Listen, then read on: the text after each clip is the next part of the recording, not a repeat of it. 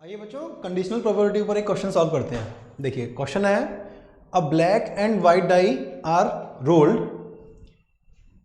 तो first part of question क्या कहता है, फाइंड कंडीशनल प्रोबेबिलिटी। हमें क्या करना है, कंडीशनल प्रोबेबिलिटी निकालनी है of obtaining a sum greater than 10 given that the black die resulted in a 6। यानी ब्लैक डाई पर 6 आया है, तो what is the probability of getting a sum, यानी पहली वाइट और ब्लैक दोनों डाई का टोटल सम 10 से ऊपर आना चाहिए ना, ग्रेटर देन 10। चलिए तो देखते हैं। ओके, तो सबसे पहला पार्ट क्या होता है बच्चों, सैंपल स्पेस आइडेंटिफाई करना। तो सैंपल स्पेस क्या होगा, यहां पर दो डाई रोल किए गए हैं, तो सैंपल स्पेस होगा दोनों डाइस का कंबाइंड सेट, यानी कि सैंपल स्पेस क्या होगा 1,1, 1,2, 1,6 एंड इस तरीके से करते हुए 6,1, 6,2, 6,6। Total number of sample elements कितने होंगे बच्चों, 36। तो number of sample elements, number of elements in sample space is 36। ठीक है बच्चों, देखिए ये हो गया सैंपल स्पेस। अब हम इवेंट ए और इवेंट बी डिफाइन करते हैं। देखिए क्या बोल रहा है कि ब्लैक डाई रिजल्टेड इन 6, इसको मान लेते हैं इवेंट बी। तो event B, let us take event B as event of black die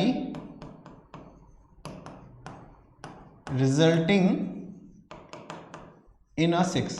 ठीक है, इसको बोल दिया हमने इवेंट बी। तो इवेंट बी का सैंपल स्पेस क्या हो गया, इवेंट बी।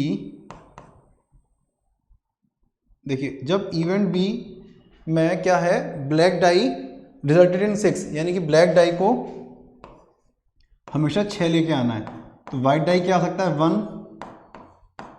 2, 3, 4, 5 एंड 6। ठीक है बच्चों, तो ये सैंपल स्पेस हो गया, सॉरी सैंपल स्पेस नहीं, ये इवेंट बी का सैंपल पॉइंट्स हो गए, या these are the possible outcomes of event B. इन सारे तरीके से इवेंट बी हो सकता है। कैसे, ब्लैक पर 6 आए, वाइट पर 1 आ सकता है, 2 आ सकता है, 3, 4, 5 and 6, all options come into the event B. Similarly let us define, let us take event A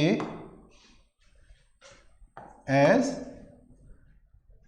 सम कितना बोल रहा है बेटा बच्चों, वो sum greater than 10, total sum greater than 10।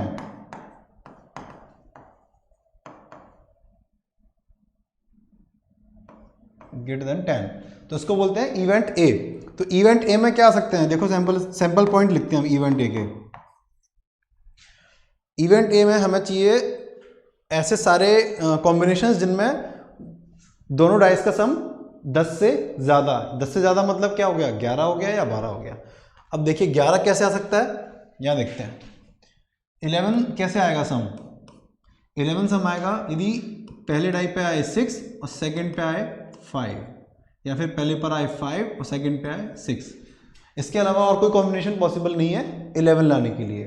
ठीक है बच्चों, अब 12 लाने के लिए क्या करना पड़ेगा, दोनों पर 6 और 6 ही आना पड़ेगा। तो टोटल मेरे पास 3 सैंपल पॉइंट हो गए फॉर इवेंट ए। तो I will note it down, 6,5, 5,6 and 6,6। ठीक है बच्चों, तो ये इवेंट ए के सैंपल पॉइंट हो गए, इवेंट बी के सैंपल पॉइंट हो गए, और ये सैंपल स्पेस हो गया। आपको बोर्ड एग्जाम में बच्चों ध्यान रखना है, सारी चीज़ें लिखकर चलनी है। जब आप बोर्ड एग्जाम लिखते हो, सॉल्यूशन लिखते हो एग्जाम में, आपको ये मान के चलना है कि एग्जामिनर क्लास 6 का बच्चा है, उसको हर एक चीज़ क्लियर करके आपको लिखकर बतानी पड़ेगी। वो कुछ भी अज्यूम नहीं करेगा। आपको जो भी कुछ आप अज्यूम कर रहे हो या जो भी कुछ मान रहे हो वो आपको एज क्लियर एज पॉसिबल आपको लिखकर चलना पड़ेगा। तो यहां तक आपने देखा कि आपने इवेंट बी के सैंपल पॉइंट्स देखे, इवेंट ए के देखे। अब क्वेश्चन बोलता है कि what is the conditional probability for obtaining a sum greater than 10 given that black die resulted इन 6। यानी जब कोई इवेंट ऑलरेडी हो जाती है उसके ऊपर दूसरी इवेंट के होने की प्रोबेबिलिटी पूछी जाती है तो कंडीशनल प्रोबेबिलिटी लगाना है। ठीक है बच्चों, क्या लगाना है? Conditional probability. तो प्रोबेबिलिटी ऑफ ए यानी इवेंट जहां आपको 10 से बड़ा सम मिलेगा। ए क्या कहता है? टोटल सम 10 से ज्यादा आए, वो इवेंट हो गई इवेंट ए। तो probability of event A when B has already happen या ऑलरेडी हैव ऑकर्ड, तो क्या होती है? आपने देखा था फॉर्मूला लास्ट स्लाइड में, probability of A intersection B divided by probability of B. ठीक है बच्चों, अब आपको देखना है कि कितने पॉइंट्स ऐसे हैं जिनमें ए और बी इंटरसेक्ट करते हैं, या कॉमन पॉइंट्स कितने हैं ए और बी में। देखिए 6,5 ये यहाँ भी है और यहाँ भी है। 5,6 यहाँ नहीं है बिकॉज पहला एलिमेंट यहाँ 6 है ना, तो ये एलिमेंट नहीं आएगा।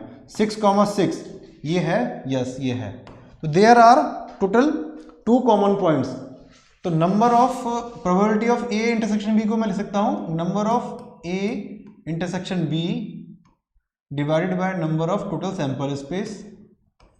ठीक है, और प्रोबेबिलिटी ऑफ बी क्या होगा? Number of elements in B divided by number of sample space.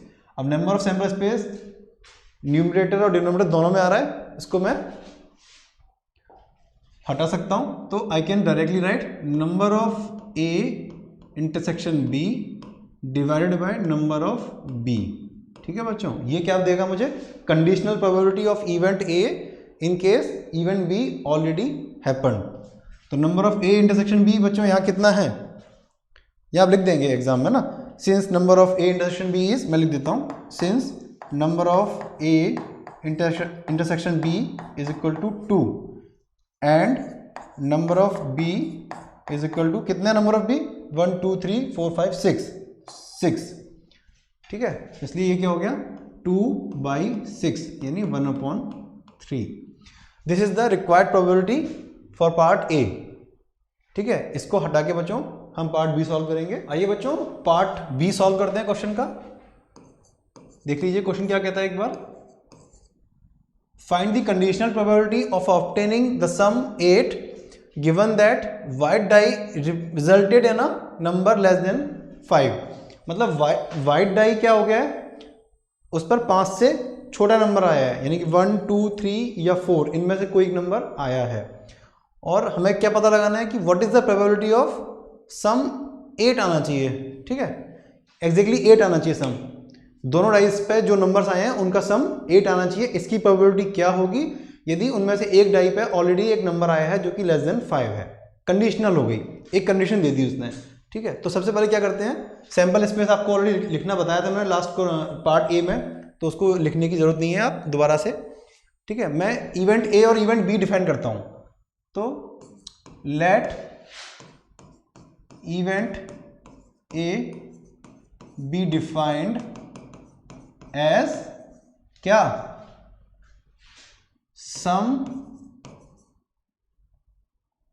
Some equal to 8। Okay, ये इवेंट ए हो गई। इवेंट ए क्या हो गई? दोनों डाई का सम 8 आ जाए तो इवेंट ए हो गई।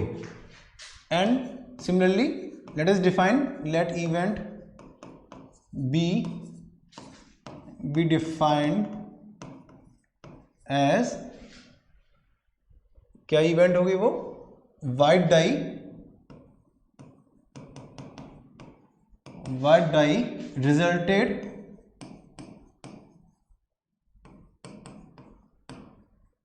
इन अ नंबर लेस देन 5। ठीक है, तो आपको एग्जाम में बच्चों में लिखना पड़ेगा, एग्जामिनर को सीबीएसई में सब लिख के देना पड़ेगा आपको, तभी मार्क्स मिलेंगे।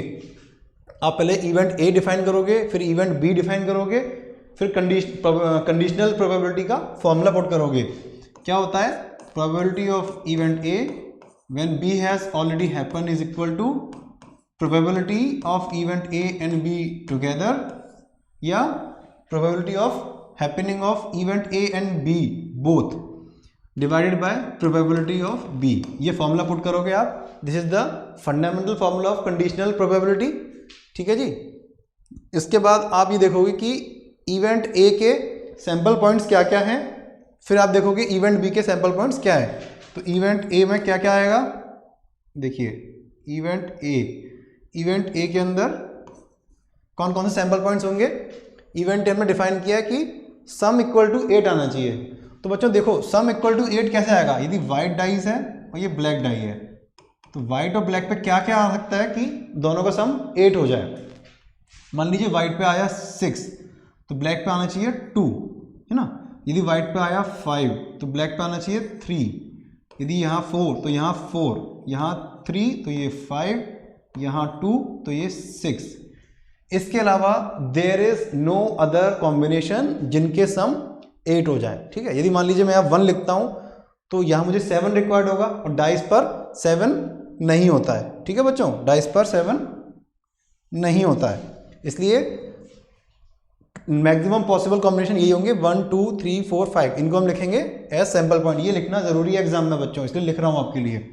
देखिए 6,2, ठीक है, 5,3, 4,4, 3,5 and 2,6। This is your sample point for event ए। यदि इनमें से कोई एक आउटकम आएगा तो ये कहा जाएगा कि इवेंट ए हुआ है। ठीक है बच्चों। अब इवेंट बी के सैंपल पॉइंट्स क्या होंगे। इवेंट बी हमने डिफाइन कैसे किया है, white die resulted in a number less than 5। यानी व्हाइट डाई में क्या आना चाहिए, इसको हटा देते हैं एक बार। व्हाइट डाई में आना चाहिए लेस देन 5, यानी कि 4 आ सकता है, 3 आ सकता है, 2 आ सकता है, 1 आ सकता है। ठीक है बच्चों। अब व्हाइट डाई में यदि 4 आएगा तो बी में मेरे पास 1 2 6 सारे कॉम्बिनेशन आ सकते हैं। कंडीशन सिर्फ ये कहती है कि व्हाइट में 4 आना चाहिए, बी में कुछ नहीं बोल रहा वो, बी में सारे पॉइंट्स आ सकते हैं, यानी 1 से लेके 6 तक कुछ भी आएगा, सारे वैलिड सैंपल पॉइंट्स होंगे।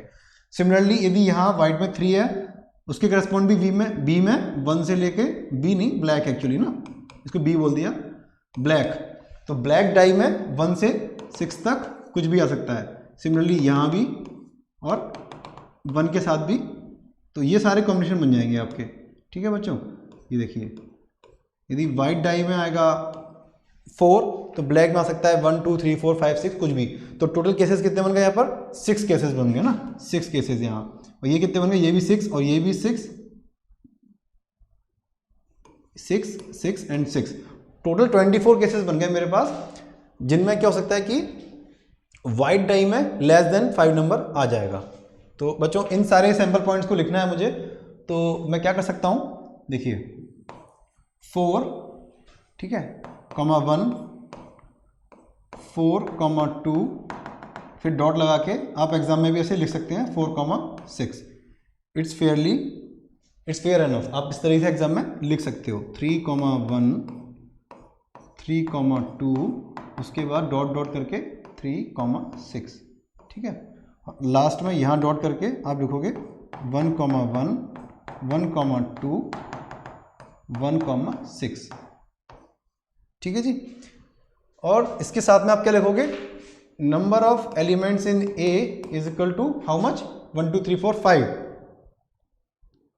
तो number of elements in A is 5, number of elements in B is कितने थे बच्चों, देखो यहाँ पर 6 + 6 + 6 + 6, टोटल 24 एलिमेंट्स थे इवेंट बी के सैंपल पॉइंट्स में, तो 24। ठीक है बच्चों, इतना लिख दिया। अब आप देखेंगे कि इनमें से कॉमन पॉइंट्स जो ए और बी दोनों में वो कितने हैं। देखिए 6,2 बी में है, नहीं है, 5,3 नहीं है, 4,4 हाँ 4,4 यहाँ होगा, है ना, 4 1 4 2 4 3 4 4, तो ये एक पॉइंट हमें कॉमन मिल गया। 3,5 भी कॉमन होगा और 2,6 यहाँ आएगा ना, 2 1 2 2, तो 2 6 यहाँ आएगा कहीं ना, 2 6 यहाँ आएगा, तो 2 6 भी होगा। तो there are total 1 2 3 points are in common in sample points from events A and event B. तो ये फॉर्मूला क्या बन गया, number of elements in A intersection B divided by number of elements in B. और number of elements in A intersection B कितने आ रहे हैं, 3 एलिमेंट्स आ रहे हैं, तो यहाँ आएगा 3। और total number of elements in B कितने हैं, 24। तो प्रोबेबिलिटी बन गई 1/8। ठीक है बच्चों, इस तरीके से सॉल्व करते हैं कंडीशनल प्रोबेबिलिटी के क्वेश्चंस को। आप सबसे पहले क्या देखते हैं, ये फॉर्मूला तो आपको मस्ट याद रखना है, इसको भूलना नहीं है। और ए इंटरसेक्शन बी, आपने पहले इवेंट ए को डिफाइन किया, उसके बाद इवेंट ए के सैंपल पॉइंट्स लिखे, इवेंट बी को डिफाइन किया, इवेंट बी के सैंपल पॉइंट्स लिखे, फिर उनके जो कॉमन पॉइंट्स हैं उनको देखा, काउंट किया, और इवेंट बी के सारे पॉइंट्स को काउंट किया, दोनों को डिवाइड किया, आंसर मिल गया। ठीक है बच्चों,